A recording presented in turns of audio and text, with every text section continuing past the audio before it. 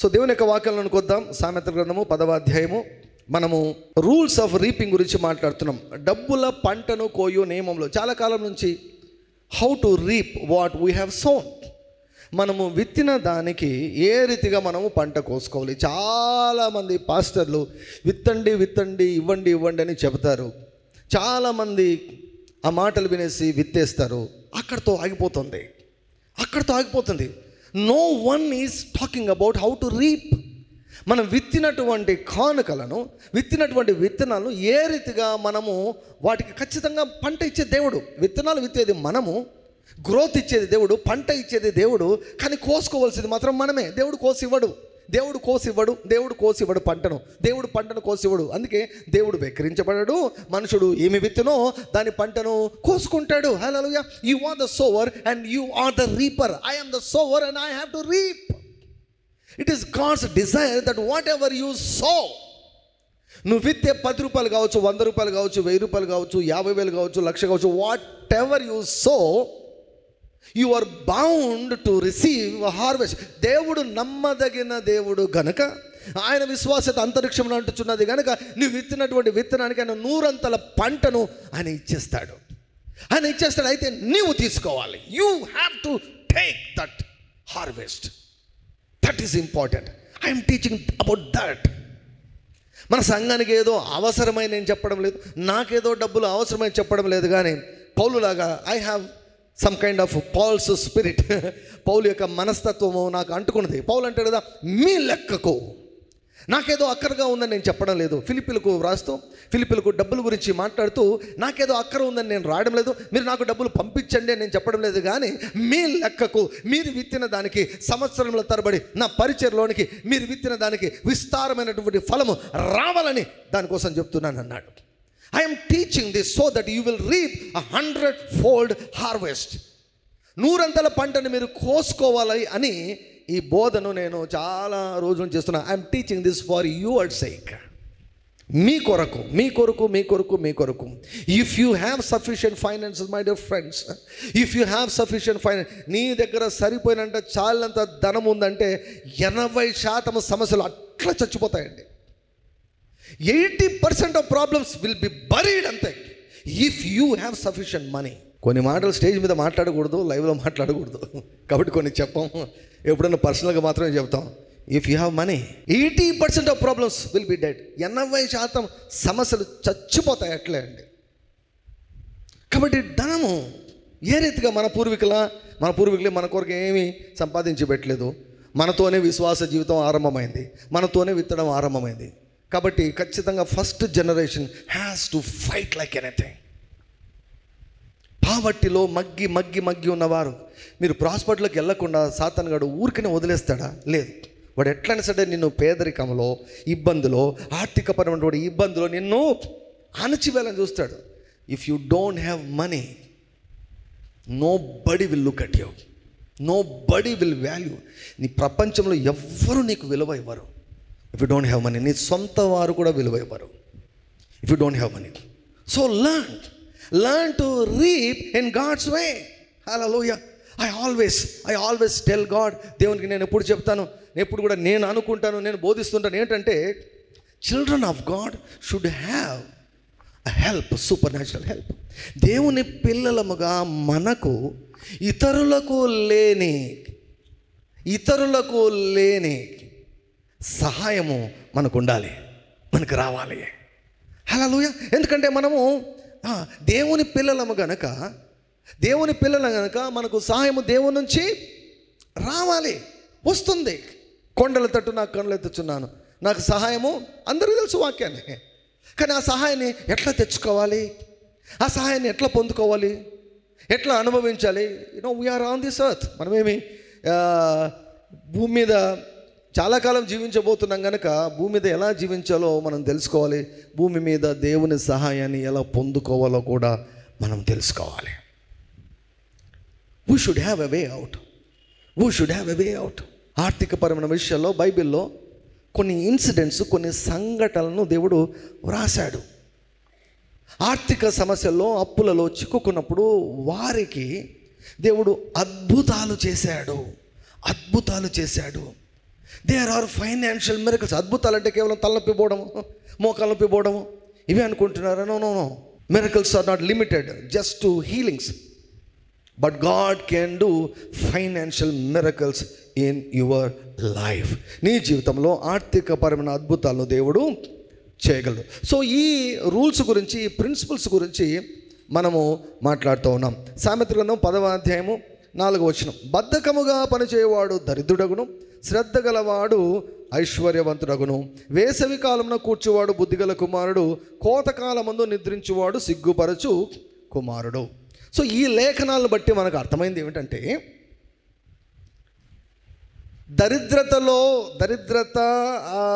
దరిద్రత అన్నటువంటిది దేనిని బట్టి వస్తుందంటే సోమరితనాన్ని బట్టి వస్తుంది.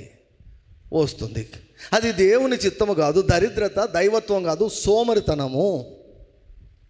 శ్రద్ధగా ఎవరైనా ఏ రంగంలో అయినా శ్రద్ధగా పనిచేస్తే శ్రద్ధ గలవాడు ఏమవుతాడంట? ఐశ్వర్యవంతుడు అవుతాడంట.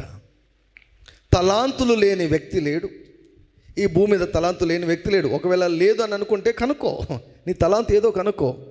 ఆ తలాంతును నీవు ఉపయోగించినప్పుడు ఆ తలాంతే నిన్ను పైన కూర్చోబెడుతుంది. గ్లోరీ టు గాడ్, హల్లెలూయా. ఐశ్వర్యము. ఎవరవుతారు ఐశ్వర్యవంతులు? సోమరిపోతులు కాదు ఐశ్వర్యవంతులు. సోమరిపోతులు ఐశ్వర్యవంతులు కారు. శ్రద్ధగా పనిచేయువారు ఐశ్వర్యవంతులు అవుతారు. శ్రద్ధగా పనిచేయవారు. సో శ్రద్ధగా పనిచేసేవారు ఐశ్వర్యవంతులు అవుతారు. సో ఐశ్వర్యమును నువ్వు ఆశిస్తున్నావంటే ఏం చేయాలంటే శ్రద్ధగా పనిచేయడం నేర్చుకోవాలి. సో తర్వాత పాయింట్ ఏంటంటే, కోతకాలమందు నిద్రించు కుమారుడు సిగ్గుపరచు కుమారుడు. అంటే మనము దేవుని యొక్క వాక్యాన్ని బట్టి కానుక విత్తుతాం. దేవుడు కొంత టైం తీసుకొని మనం విత్తిన విత్తనానికి ఆయన శరీరాన్ని దయచేసి, విత్తినటువంటి విత్తనానికి ఆయన మొలక కలుగజేసి దాన్ని పెంచి పోషించి పంట వచ్చేటట్లు చేస్తాడు. కోతకాలాన్ని రప్పిస్తాడు ఆయన. విత్తు కాలాన్ని మనం డిసైడ్ చేస్తే విత్తే కాలాన్ని మనం డిసైడ్ చేయాలి. కోతకాలాన్ని ఆయన డిసైడ్ చేస్తాడు. కోతకాలం అప్పుడు నిద్రపోయేదానికి ఆస్కారం ఉంది, రిస్క్ ఉంది, ప్రమాదం ఉంది. There is a chance of missing your harvest if you sleep during the time of harvest.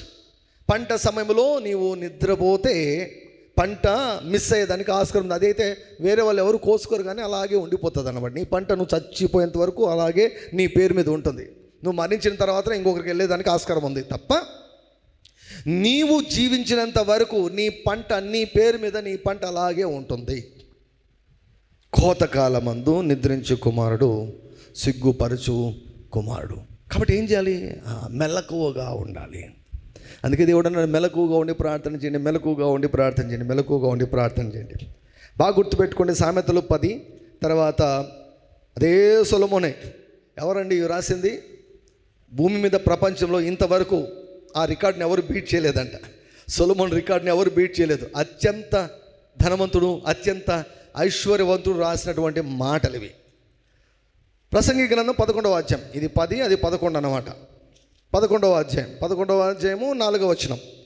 గాలిని గుర్తుపట్టువాడు విత్తడు, మేఘములను కనిపెట్టువాడు కోయడు.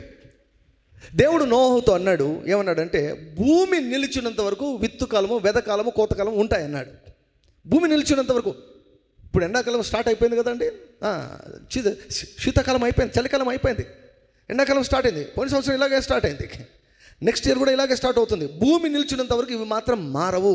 ఇన్ ద సేమ్ వే కోతకాలము, వెదకాలము, కోతకాలము కూడా భూమి నిలిచినంత వరకు అవి పని చేస్తూనే ఉంటాయి. అయితే ప్రాబ్లం ఏంటంటే ఒక వర్గం వారి గురించి చెప్తున్నాడు. ఏంటంటే గాలిని గుర్తుపట్టేవాడు విత్తడంట, మేఘములను కనిపెట్టేవాడు కోయడు అంట. అంటే విత్తేదానికి సాకులు చెప్పేవారు నంబర్ 1, తర్వాత కోసేదానికి కూడా సాకులు చెప్పేవారు. అర్థమైందండి? సాకులు చెప్పేవారు, ఎక్స్క్యూజెస్ చెప్పేవారు. నీకు ఏదైనా అవసరం ఉందా? ఏం చేయాలి? విత్తాలి. టొమాటోలు నాకు కావాలంటే నేనైనా టొమాటో విత్తనాలు విత్తాలి, లేకపోతే ఎవరైనా టొమాటో పంటన్నా పండించిండాలి. విత్తనాలు విత్తనాలి, ఎవరో ఒకరు విత్తాలి. నాకు కావాలంటే రైస్ కావాలనుకోండి, ఎవరో ఒకరు పండించిండాలి, ఎవరో ఒకరు విత్తినాలి. ఏదైనా కావాలంటే దాని కొరకు విత్తబడి ఉండాలి. మనం కూడా ఒక విత్తనమే కదా, మనం కూడా ఎలా తయారయ్యాం? యేసుప్రభు కూడా ఒక విత్తనం కదా, సీడ్ అంటాడు కదా. గోధుమ గింజ భూమిలో పడి చచ్చితే కానీ అది విస్తారంగా ఫలించదని ఆయన తన గురించి విత్తనం అని చెప్పుకున్నాడు. Jesus spoke about himself as a seed. నేను ఒక విత్తనం, మీరు ఒక విత్తనం. గాలిని గుర్తుపట్టువాడు విత్తడంట. సో ఫస్ట్ క్వశ్చన్, నేను ఎవరైనా సరే ఖాళీగా ఉంటే నేను అసలు ఒప్పుకోను. ఖాళీగా ఉన్న సోమర్తనం అంటే నాకు అస్సలు గిట్టదండి. సోమర్తనం అస్సలు గిట్టదు నాకు. నేను అంటాను, పల్లీలు అమ్ముకొనైనా కూడా బ్రతకండి, కానీ ఖాళీగా మాత్రం, బేకారుగా మాత్రం ఉండద్దు. Do something. Don't be ashamed of what you are doing. నువ్వు చేసేదాన్ని బట్టి నువ్వు ఏమాత్రం కూడా సిగ్గుపడవలసిన అవసరము ఇంకొకరి మీద ఆధారపడదానికంటే నీ కాళ్ళ మీద నువ్వు నిలబడుతున్నావు. ధైర్యంగా నువ్వు బిజినెస్ చేసుకోవచ్చు. శ్రద్ధగా చేసుకుంటే ఏ బిజినెస్ అయినా దేవుడు వర్ధిల్ల చేస్తాడు. అతడు చేయనదంతయు సఫలమగును. Hallelujah. Children of God, child of God, whatsoever do it can prosper. నువ్వు ఏది చేసినా కూడా అది వర్ధిల్లే మార్గము దేవుడు తన వాక్యంలో ఉంచాడు. God is there. నీవు చేయు ప్రయత్నములపైన యెహోవా తన ఆశీర్వాదాన్ని ఆజ్ఞాపిస్తాడు. సో ఎవరైనా కూడా ఫైనాన్షియల్ స్ట్రగుల్స్లో ఉంటే వారిని నేను అడిగే ప్రశ్న యూజువల్గా ఏంటంటే, do you so into the kingdom of God? దేవుని రాజ్యంలోనికి నువ్వు విత్తుతావా? నాకు విత్తాలనే ఉంది పాస్టర్ గారు. అయితే అయిపోయింది ఇంకా వెంటనే డయాగ్నోసిస్ బయటకు వచ్చేసింది, రోగం నిర్ధారణ అయిపోయింది అన్నమాట. నో అయితే కాదు. విత్తమంటే విత్తనాలు లేవా? విత్తువానికి విత్తనమును తినుటకు ఆహారమును దయచేసేవాడు దేవుడు. విత్తనాలు లేవా? Lord give me seeds so that I can so. ప్రభువా నాకు టమోటాలు కావాలి. అప్పుడు దేవుడు ఏం చేస్తాడు? టమోటాలు ఏం గుమ్మరించాడు దేవుడు, టమోటో విత్తనం ఇస్తాడు. అందుకే ఆదాముకు హవ్వకు ఏం చెప్పాడు?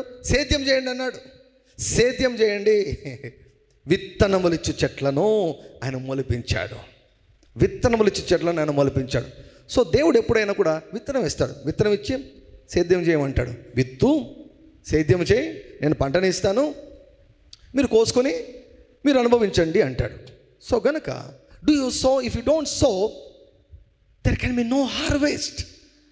విత్తడం లేకపోతే పంట ఉండదు. మనకు 10 ఎకరాలు కావచ్చు, 100 ఎకరాలు ఉండవచ్చు, కానీ if you don't so you cannot have a harvest. వీళ్ళు ఏం చేస్తున్నారంట? గాలిని గుర్తుపట్టువాడు విత్తడం లేదంట. సో నువ్వు విత్తకుండా సాతాను నిన్ను భలే మోసం చేస్తాడు. పాస్టర్కు డబ్బులు అడుగుతున్నాడు, లేకపోతే వాళ్ళకు డబ్బులు అడుగుతున్నాడు కాబట్టి మ్యానిపులేట్ చేస్తున్నాడు, కాబట్టి నువ్వు ఇవ్వాల్సిన అవసరం లేదు. ఎక్కడుంది కొత్త నిబంధనలో ఎక్కడుంది? దశభాగాలో కొన్ని వాక్యాలు చూపిస్తే ఫ్యూజులు ఎగిరిపోతాయి కొంతమంది పాస్టర్లకు. క్రొత్త నిబంధనలో దశంభాగాలు ఎక్కడున్నాయంటారు. క్రొత్త నిబంధనలు వీళ్ళంతా ఎవరంటే దశంభాగాలు దేవుని దగ్గర దొంగిలించే వాళ్ళనమాట. వీళ్ళు ది స్టీల్ ఫ్రమ్ గాడ్. దశంభాగాలు దేవునికి ఇచ్చేవాళ్ళు ఎప్పుడు కూడా దాని గురించి తగ్గించి మాట్లాడు. ఎందుకంటే ఆల్రెడీ దేవుని యొక్క వాక్యంలో చూపించాను, మీకు కన్ఫర్మ్ చేశాను, చూపించాను. ఇక క్రొత్త నిబంధనని ఎవరైనా ఒకవేళ ఎత్తితే వాళ్ళు అసలు ఇంక ఎప్పటికి కూడా నోరు తెరవకుండా భయంకరమైనటువంటి వాక్యం ఉంది ఒకటి. ఏంటో తెలుసా? ఆది సంఘంలో అంట రక్షించబడినటువంటి వారు దశమ భాగాలు తీసుకొని రాలేదంట. చూద్దామా? ఆ మాట చూపిస్తాను మీకు. ఇది క్రొత్త నిబంధనలోనే ఉంది. అపోస్తలుల కార్యములు 4వ అధ్యాయము బాగా అండర్లైన్ చేసుకోండి. ఎవరైనా దశభాగం గురించి మాట్లాడితే క్రొత్త నిబంధనలు ఎక్కడుంది? మీరు వీళ్ళంతా ఎవరంటే గాలిని చూపించేవాళ్ళు, గాలిని చూపించేసి విత్తకుండా చేసేవాళ్ళు అన్నమాట. గాలి బోధకులు, గాలి ప్రసంగికులు, గాలి పాస్టర్లు, గాలి సేవకులు. గాలిని గుర్తుపట్టువాడు విత్తడంట. Make sure that you sow. ఇది ఎలా ఉందో తెలుసా? నువ్వేమి చదవద్దు, నువ్వు డాక్టర్ అవుతావులే, నువ్వు ఏం చదువుకున్నా డాక్టర్ అవుతావులే, నువ్వు డాక్టర్ కావాలంటే నువ్వు చదవాల్సిన అవసరం లేదని చెప్పినట్లుంది అనమాట. నువ్వు విత్తాల్సిన అవసరం లేదు, విత్తుకుంటే ఎలా అండి? చదువుకోకుంటే చదువు ఎలా వస్తుంది? If you sow hard work then you will reap good results. చాలామంది పరీక్షకు ముందు రోజు పెన్ను కోసం ప్రార్థన, హాల్ టికెట్ కోసం ప్రార్థన చేయించుకుంటారు. కాదు. నువ్వు సంవత్సరం అంతా బాగా విత్తితే, హార్డ్ వర్క్ విత్తితే, నీకు ప్రార్థన లేకుండానే, పెన్నుకు ప్రార్థన, హాల్ టికెట్కు ప్రార్థన లేకుండానే చక్కగా రాసి గొప్ప విజయాన్ని పొందుకుంటావు. ఇఫ్ యు సో, నువ్వు అదంతా విత్తకుండా, ఏమంటే నాకు పంట కావాలంటే ఎక్కడి నుంచి వస్తుంది పంట? First rank, second rank, third rank ఇప్పుడు వినపడడం లేదులేండి. ఇవి రావాలంటే వారు విత్తారు, కష్టాన్ని విత్తారు, ప్రయాసాన్ని విత్తారు. మా బ్యాచ్లో ఒక నా ఫ్రెండ్ ఉండేవాడు, అండమాన్లో అనమాట. ఇప్పుడు యూకేలో సెటిల్ అయ్యాడు. అసలు ఎంత షార్ప్గా ఉంటాడంటే, ఒక పుస్తకాన్ని, ఒక టెక్స్ట్ బుక్ను క్లాస్లో చెప్పకముందే 10 సార్లు అయిపోచేసేసింటాడండి. 10 సార్లు చెప్పక మునిపే. సెలవులు వచ్చాయనుకోండి, పుస్తకాలను తీసేసుకొని కూర్చొని సెలవులను పుస్తకాలను చదివేస్తాడు. అంటే ఎగ్జామ్ పోయే లోపల ఒక టెక్స్ట్ బుక్ను కనీసం 30-40 సార్లు చదువుతాడు. పరీక్షకు పోయేలోగా 30-40 సార్లు ఇష్టపడి చదువుతాడు. ఇంకా ర్యాంకులు రావద్దంటే రాకుండా ఉంటాయి చెప్పండి? ర్యాంకులు రావా? చాలామంది ఎలా ఉంటారు తెలుసా? మనోళ్ళు అంటే కిరస్థానులు ఎలా ఉంటారు తెలుసా? అన్నా ఇంపార్టెంట్వి టిక్కేసి అన్నా చదువుకుంటాం. ఇప్పుడు ఇంపార్టెంట్వి టిక్కేసి అన్నా చదువుకుంటాం, ఇంపార్టెంట్ టిక్కేస్తే చదువుకుంటామన్నా అని వస్తారనమాట. మిగతా కాలం అంతా ఏం చేస్తున్నారయ్యా మీరు? మిగతా టైం అంతా ఏం చేస్తారంటే గాలి వార్తలు చదువుకుంటూ, గాలి తిరుగుకుంటూ, గాలిని చూసుకుంటూ, గాలిని గుర్తుపట్టువాడు విత్తడంట. శ్రద్ధ గలవాడు ఐశ్వర్యవంతుడు అవుతాడు. 4వ అధ్యాయం. చాలామంది అంటారు క్రొత్త నిబంధనలో దశభాగాలు ఎక్కడున్నాయి? ఇవ్వడం గురించి అసలు లేదు, ఇవ్వడం గురించి ఇవ్వడం గురించి అసలు లేదు, దాని గురించి ప్రస్తావించకూడదు, బోధించకూడదు అంటారు. ఒకవేళ దీని గురించి క్రొత్త నిబంధన ప్రకారం బోధిస్తే, అపోస్తల కార్యములు 4వ అధ్యాయము 33వ వచనం అండర్లైన్ చేసుకోండి. 33వ వచనం. ఇదియుగాక అపోస్తలులు బహుబలముగా ప్రభువైన యేసు పునరుత్థానమును గూర్చి సాక్ష్యం ఇచ్చిరి, దైవ కృప అందరి యందు అధికముగా ఉండెను. ఇప్పుడు చూడండి 34. భూములైనను ఇండ్లైనను కలిగిన వారందరూ అందరూ వాటిని అమ్మిన వాటి వెల తెచ్చి అపోస్తలుల పాదముల యొద్ద పెట్టుచూ వచ్చిరి. ఏంటి ఈ వాక్యం పరిస్థితి? అప్పటికే ఎంతమంది తెలుసా? పురుషుల్లో 10,000 మంది సేవ అయిపోయారు. అప్పటికే 8,000 మంది పురుషులు. ఎక్కడైనా పురుషుల కంటే సిస్టర్సే ఎక్కువ ఉంటారు. ఇంకో 8 వేసుకోండి, లేకపోతే 10 వేసుకోండి. దగ్గర అప్పటికే 15,000 మంది, లేకపోతే 20,000 మందో ప్లస్ అనుదినము రక్షించబడుతున్నారంట, అనుదినము సేవ అవుతున్నారు. వాళ్ళంతా ఇమాజిన్ చేయండి, ఒక 10,000 మంది దశంభాగం గురించి ఇక్కడ మాట్లాడడంలా మొత్తం ఆస్తులు, భూములు, ఇల్లులు ఉన్నటువంటి వారందరూ కూడా ఆస్తులంతా అమ్మేసి, ఒక్కొక్కరి ఇంటి ఆస్తి ఎంత ఉంటుంది? ఒక్కొక్కరి ఆస్తి, స్థిరాస్తి, చరాస్తి అన్నీ అమ్మేసి దాంట్లో దశంభాగాలు తేవడం లేదు. వాళ్ళు మొత్తము తీసుకుని వచ్చేసి ఎక్కడ పెడుతున్నారు తెలుసా? అపోస్తలుల కాళ్ళ దగ్గర పెడుతున్నారు. అపోస్తలుల కాళ్ళ దగ్గర పెడుతున్నారు. ఓ రోజు దేవుడు నాతో అన్నాడు, నువ్వు చూస్తూనే ఉండు, నీ కాళ్ళ దగ్గరికి కోట్లు తీసుకొని వస్తానని చెప్పాడు దేవుడు నాకు. ప్రభువా నాకు వాక్యం కావాలన్నాయా, వాక్యాధారం కావాలి, వాక్యాధారం లేకపోతే నేను నమ్మనంటే ఇది వాక్యం. ఎక్కడికి? కాళ్ళ దగ్గరికి డబ్బులు, కోట్లు పరిగెత్తుకొని వస్తాయి. When the grace of God in operation. వీళ్ళు అసలు ఇక్కడ ఏమి మాకు ఇవ్వండి కూడా అడగల, అంత అమ్మి ఇవ్వండి అని కూడా చెప్పలేదు. ఇక్కడ వారికి పుట్టింది, వారికి కలిగింది మొత్తం అమ్మి తెచ్చారు. 10% కాదు, 100%. ఇది కొత్త నిబంధన ఒకలా మాట్లాడితే 10% కాదు, 100% అన్నమాట. గాలిని గుర్తుపట్టువాడు విత్తడం. So into the kingdom of God.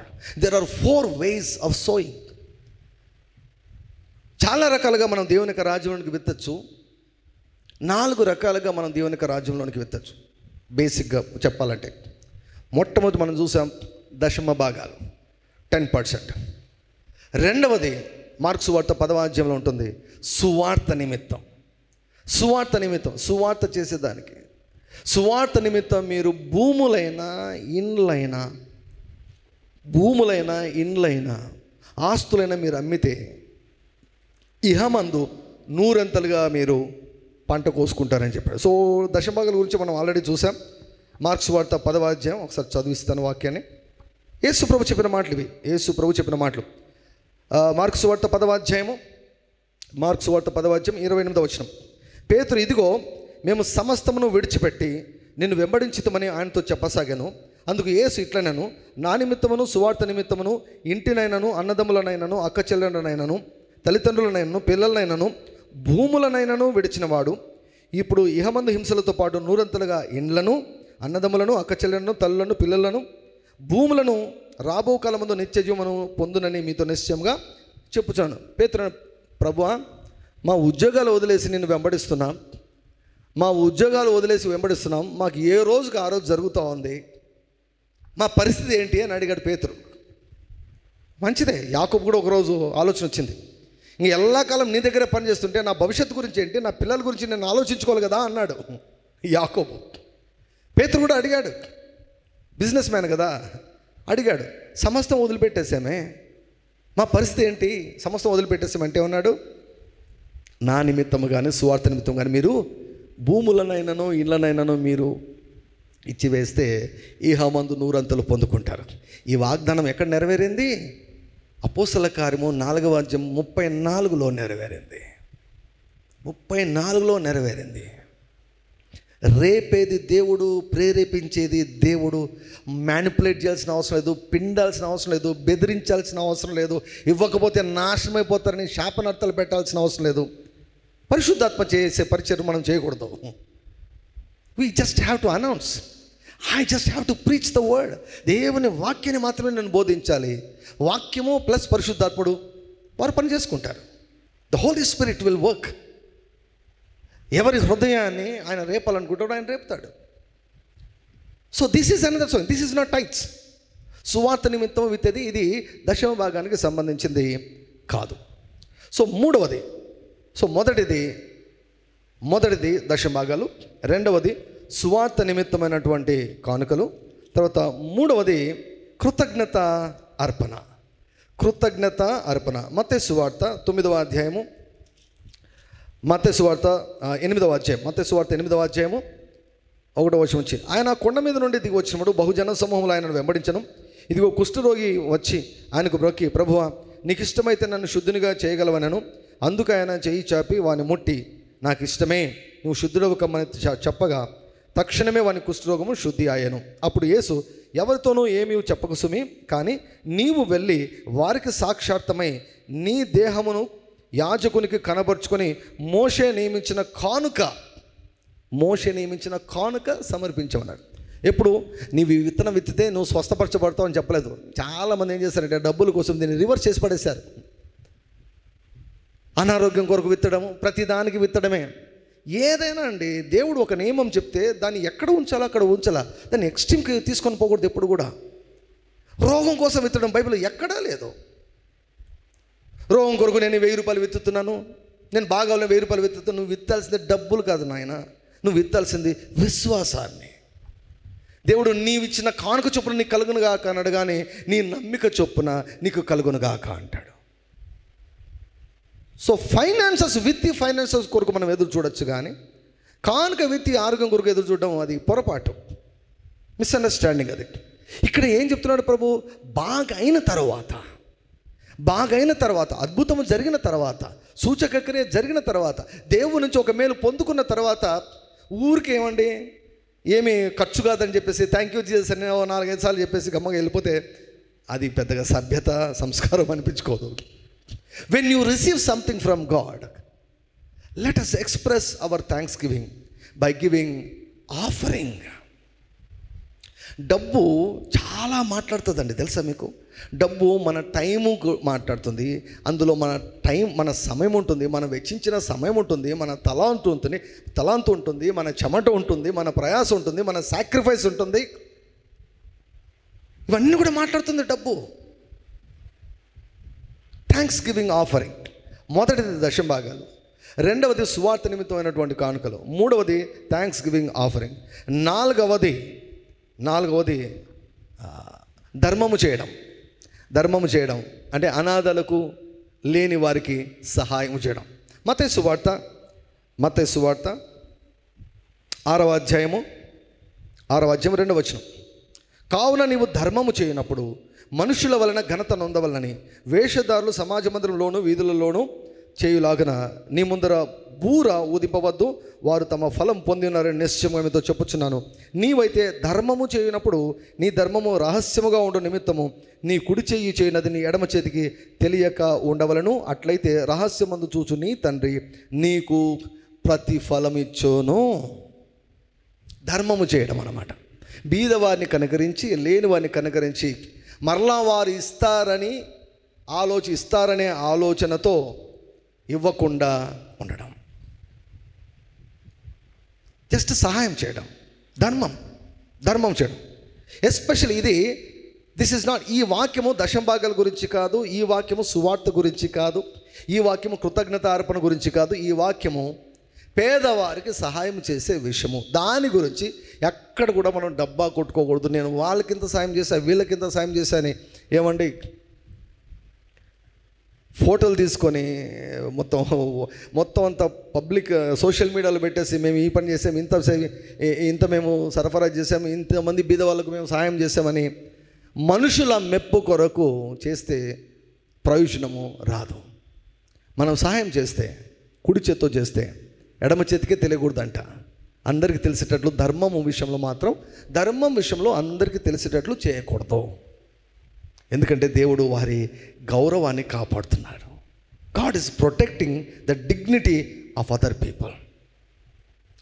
నేను పలానా వాళ్ళకు కొదవ ఉంటే నేను ఇచ్చానంటే నువ్వు హెచ్చించబడతావు, వారు ఒక విధంగా తగ్గించబడతారు. దేవుడికి అది ఇష్టం లేదు. నువ్వు ధర్మం చేయి, నేను నీకు ప్రత్యుపకారం చేస్తాను అంటాడు దేవుడు. So there are 4 major types of giving into the kingdom of God. దేవునికి రాజ్యంలోనికి విత్తే విషయంలో ఈ 4 మార్గాల్లో మనము విత్తచ్చు. సో కాబట్టి మీకు అవకాశం వచ్చినప్పుడు పరిశుద్ధాత్మతో సంప్రదించి విత్తాలి. అడిగిన ప్రతి ఒక్కరికి ఇవ్వద్దండి. మాకు ఇవ్వండి అన్న ప్రతి ఒక్కరికి ఇవ్వద్దు. ఎవరెవరు అడిగితే వారికి అందరికి ఇవ్వద్దు. పరిశుద్ధాత్మను సంప్రదించి ఇవ్వు. ఒక పరిచర్యలో నిన్ను నాటినప్పుడు, ఒక సంఘంలో నిన్ను నాటినప్పుడు ఈ 4 మార్గాల్లో ఆ పరిచర్యలో మీరు విత్తేసేయచ్చు. తన పొలమును సేద్యపరచుకున్న వానికి కడుపు నిండా ఆహారం దొరుకుతుందని వాక్యంలో వ్రాయబడింది. సో ఒక పొలంలో దేవుడు నిన్ను నాటినప్పుడు you can sow into this field, that's it, and you can be sure about God's faithfulness. గాలిని గుర్తుపట్టువాడు విత్తడు. సో విత్తేదానికి ఎప్పుడు కూడా సాకులు పెట్టవద్దండి. విత్తే విషయంలో జాగ్రత్తగా ఉండండి. కన్నీటితో విత్తువాడు అని ఉంది. కొన్నిసార్లు విత్తేటప్పుడు కన్నీళ్ళు వస్తాయి. ఉండేదే చాలా తక్కువ. ఆ తక్కువలో కూడా విత్తాలి. విత్తితే పంట విస్తారంగా వస్తుంది. ఇది ఒక రూల్, దేవుడు పెట్టినటువంటి నియమము, దేవుడు పెట్టినటువంటి రూల్ ఇది. Once you learn this principle, ఈ నియమాన్ని ఒకసారి నువ్వు అనుభవించడం, నువ్వు తెలుసుకున్నావు, నేర్చుకున్నావు అంటే ఇక నువ్వు విత్తేటప్పుడు నీ కన్నీళ్ళు రావు. విత్తేటప్పుడు సంతోషంతో విత్తుతావు. విత్తేటప్పుడు సంతోషం రావాలి, పంట కోసుకునేటప్పుడు కూడా సంతోష గానాలతో పనలు మోసుకొని రావాలి. సో గాలి వార్తలు వినొద్దండి, గాలిని గుర్తుపట్టద్దండి. విత్తేదానికి ఎప్పుడు కూడా సాకులు చెప్పవద్దు. పరిశుద్ధాత్మను సంప్రదించండి. ప్రభువా, ఇవి విత్తనాలు, ఇవి విత్తేదానికి ఉపయోగిస్తాను. చాలామంది వ్యవసాయం చేసేవారు ఏం చేస్తారు తెలుసా? వాళ్ళు పంట పడినప్పుడు మంచి మంచి విత్తనాలు తీసుకుంటారు. ఇవి మరలా విత్తేదానికని అవి ఎత్తి పెడతారు. అవి ఎత్తి పెడతారు. The same way if you believe that Bible is true, Bible అన్నటువంటిది నిజము అని నమ్మితే, నేను చెప్పే వాక్యము ఇది నిజమని నమ్మితే, నీకు వచ్చే ధనంలో, నీకు వచ్చే రాబడిలో, నీకు వచ్చే జీతంలో ఇవి విత్తనాల కొరకని పక్కకు తీసి పెట్టుకోండి, సపరేట్ చేసి పెట్టుకోండి. You believe. గాలిని గుర్తుపట్టద్దు, విత్తేదానికి సాగులు చెప్పవద్దు, ఎత్తి పెట్టుకోండి. సమయం వచ్చినప్పుడు ఆది సంఘంలో కూడా ఇది ప్రాక్టీస్ చేశాడు పౌలు గారు. రాస్తూ వీలైతే నెక్స్ట్ వీక్ చూపిస్తాను. రాస్తున్నారు ప్రతి వారం కూడా మీరు వర్ధిల్లిన ప్రకారము మీరు ఎత్తిపెట్టుకోండి ధనాన్ని, డబ్బును మీ ఇంట్లో ప్రక్కకు తీసి పెట్టుకోండి. ఆదివారం మీరు వచ్చినప్పుడు, ఆదివారం మీరు కూడుకున్నప్పుడు అప్పుడు మీ అర్పణను సంఘములో ఇవ్వండి అని చాలా క్లియర్గా దేవుని యొక్క వాక్యంలో వ్రాయబడి ఉంది. So separate seeds, there is going to be harvest. దేవుడు ఖచ్చితంగా ఒక పంటని ఇస్తాడు. ఆ పంటను నువ్వు కోసుకునేదానికి నువ్వు మెలకువగా ఉండాలని దేవుడు చెప్తున్నాడు. మెలకువ అంటే ఏంటి? ఆ నియమాలన్నీ కూడా కొన్ని చూసాం మనం ఆల్రెడీ, ఇంకా మనము చూడబోతున్నాం. మహా అంటే ఇంకొక 10, మహా అంటే ఒక 7 to 10, 7 లేకపోతే 10 మెసేజ్లలో ఈ యొక్క అంశం పూర్తవుతుంది. Next we will switch over to another topic. మరొక అద్భుతమైనటువంటి టాపిక్లోకి మనం వెళ్తాం. సో ఒక 2 లేకపోతే 3 మాసాలు ఈ యొక్క సిరీస్ నేను కంటిన్యూ చేయబోతున్నాను. So that you will learn all these things. దీని గురించినటువంటి వెలిగింపు మీకు వచ్చినప్పుడు మీకు ఇంకొకరు చెప్పాల్సినటువంటి అవసరం లేదు, ఇంకొకరు మిమ్మల్ని మాయ చేయాల్సినటువంటి అవసరం లేదు. మీకు దేవుని యొక్క వాక్యం మీకు తెలుసు కనుక ఆ వాక్య ప్రకారం, ప్రభువా నీ వాక్యంలో చెప్పబడిన ప్రకారం నేను గాలిని చూడడం లేదు, నీ వాక్యాన్ని చూస్తున్నాను. కొంచెముగా విత్తువాడు కొంచెముగా పంటకు వస్తాడు, సమృద్ధిగా విత్తువాడు సమృద్ధిగా పంటకు వస్తాడనే వాక్యాన్ని చూస్తున్నాను. గాలిని చూస్తే నేను విత్తను, నా సమస్యలు చూస్తే నేను విత్తను, కానీ నీ వాక్యాన్ని చూస్తే నాకు విశ్వాసం వస్తుంది. నీ వాక్యాన్ని బట్టి నేను విత్తుతున్నాను, నీ వాక్యాన్ని బట్టి నేను పంట కోసుకుంటాను, నేను మెలకువగా ఉంటాను. నన్ను నడిపించండి. నేను విత్తనానికి ప్రతి విత్తనానికి నేను పంట ఖచ్చితంగా కోసుకోవాలని దేవునితో చెప్పండి. దేవునితో సహవాసం కలిగి ఉండండి. దేవుని స్వరాన్ని గుర్తించగలిగే స్థితిలో ఉండండి. దేవుడు ఖచ్చితంగా మీకు పంటను ఇస్తాడు. దేవుడు ఎవ్వరికీ కూడా బాకీ ఉండడు. దేవుడి యొక్క మాటలు మన వెనుకలో ఆయన ఫలింపచేయును గాక.